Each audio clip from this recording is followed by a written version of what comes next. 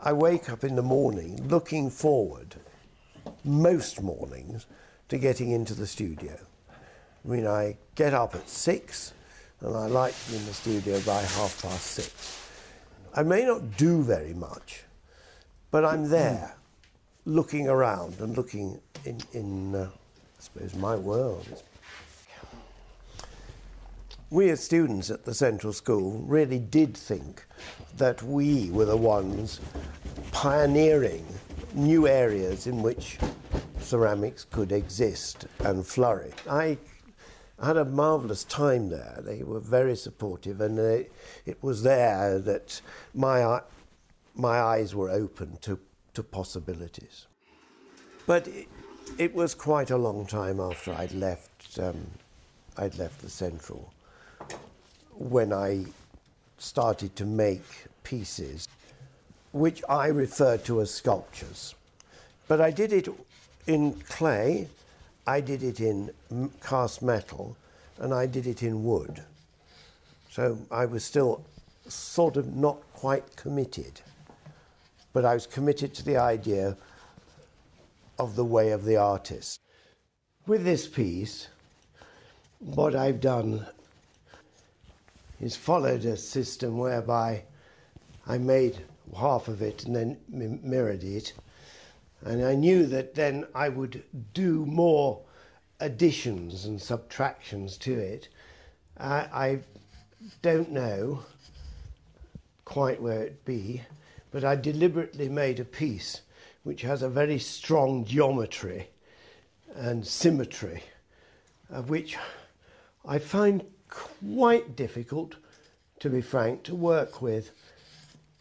But it's a sort of challenge, and it got me making. So now I'm just opening up the side of it. And my plan, such as I have a plan, is to close this in, rather like a dome, and see where we're at then. I was visiting lecturer at, I did some in the end at the Central, some at Goldsmiths.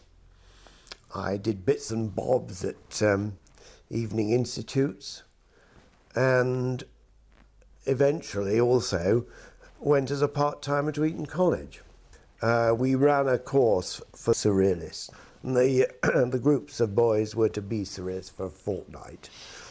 And so we devised things for them to do. It was a way of opening eyes to how things can happen, how chance can play roles, and the absolute opposite coin to what a lot of them would have thought of as fine art. I put on a surrealist exhibition, which I did myself. And of course, it rubbed off on me. I mean, the research I did into chance operations, which is also led me to John Cage and people like that, those sort of musicians were breaking new bounds by composing in a different way, allowing things to happen rather than saying this is the way it is done. So it was always the way the musicians were putting things together. Of course, there is something else.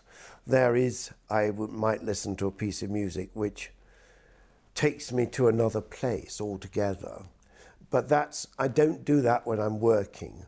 And that's just where I'm like going to an exhibition. I'm not all the time looking at the work to see what I can use in my own work. This is the stage I feel most unsure of myself.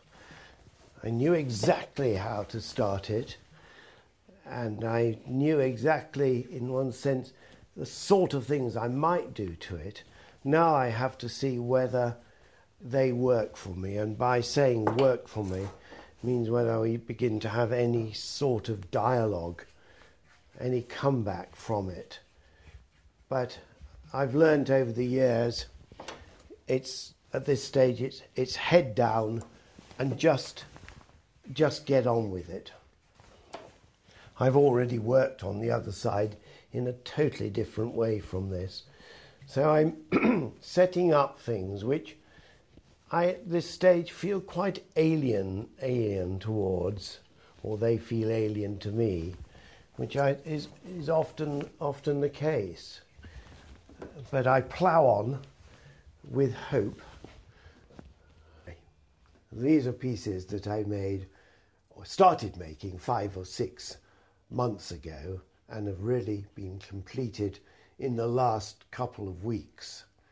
They really come close on the ones I've been talking about, namely Open to the Sky, and these pieces still, in a sense, have got into that area, and I'm not sure whether they're cloud captures or longing for clouds.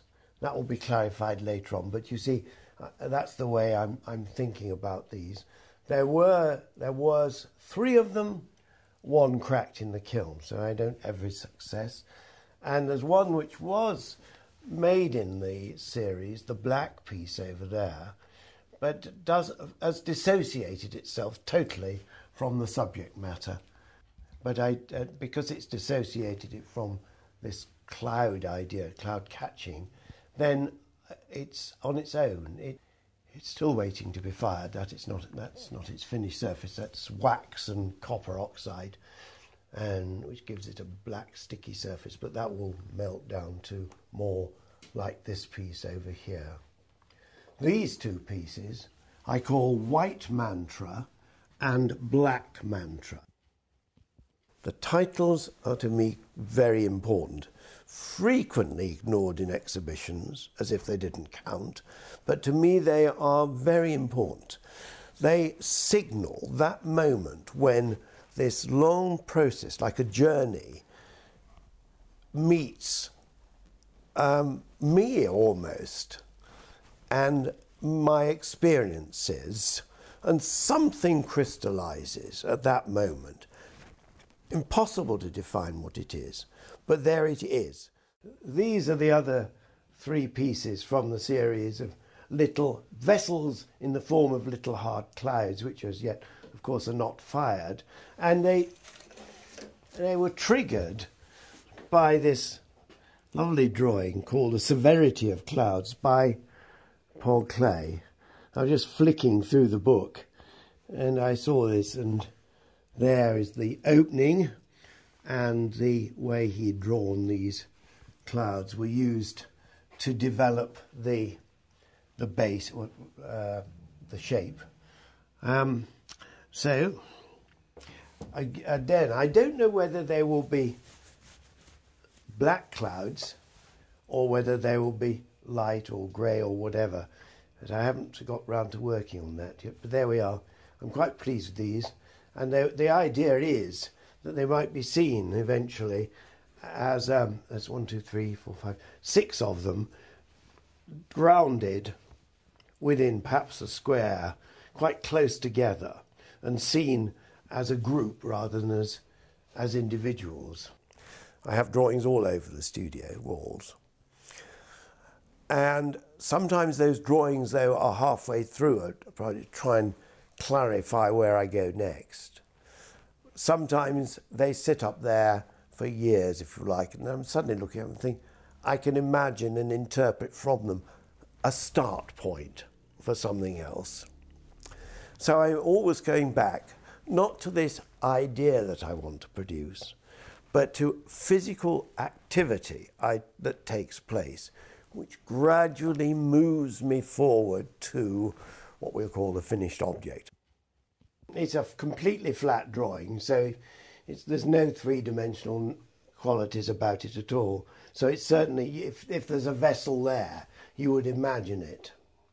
And I might have it pinned around, and it might just, in the end, suggest something I start to make, but I don't know. I just rather enjoyed, going at it with the charcoal and producing this blacksmith. There's another one in the studio, and they may become something, I don't know. It wasn't done specifically, but just done for the joy of drawing.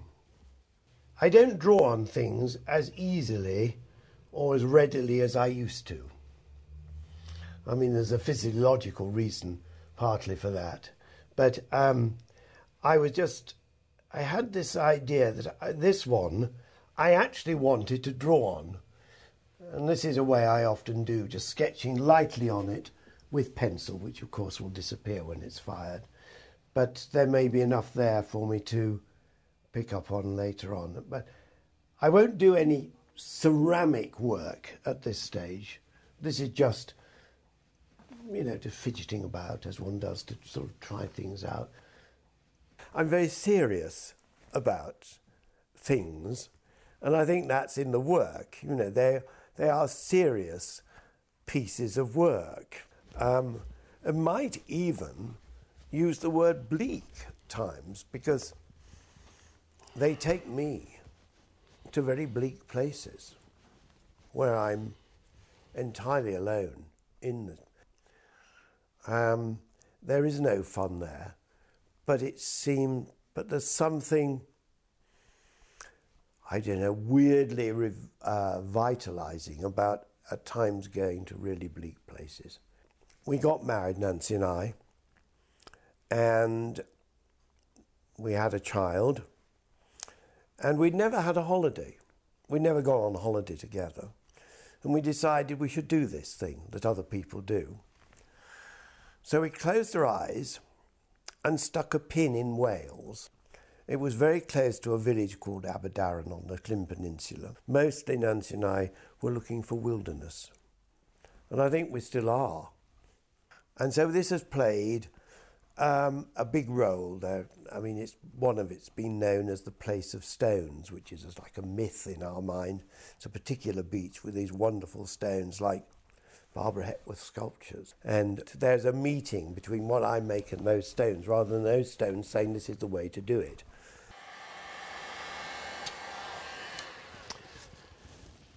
And I think the natural thing at this juncture is that I would let that cool and see if it's stiff enough, and then move it around and do a lot of staring at it. When I've got a form which I'm staring at, it's often around in the studio for quite a while, and I sort of stare at it, and then I'm working, and then I glance at it. I may have got an inkling about how I will tackle the surface. I mean, invariably it will be with a brush. But what with, and what colour, and how, may be quite a long period of time of layer upon layer. It may be going to be a light piece, so I will rather deliberately paint it dead dark, and then have to work towards the light in subsequent firings. But again, you see, it's the same thing. It's process. I will find a way of dealing with it. I will have a pour over. There'll be some dribbles down the side. Anything to get things moving, something to work with. Otherwise, it's like staring at a blank canvas. You've got to do something to a canvas. You can't just stare forever at it until you know what the painting's going to look like. It's the most difficult part, the dealing with the surfaces. I agonise over that. And it's a wonderful moment if it does work. And I feel rather good about it and myself, and then it gives me energy to, I suppose, start again.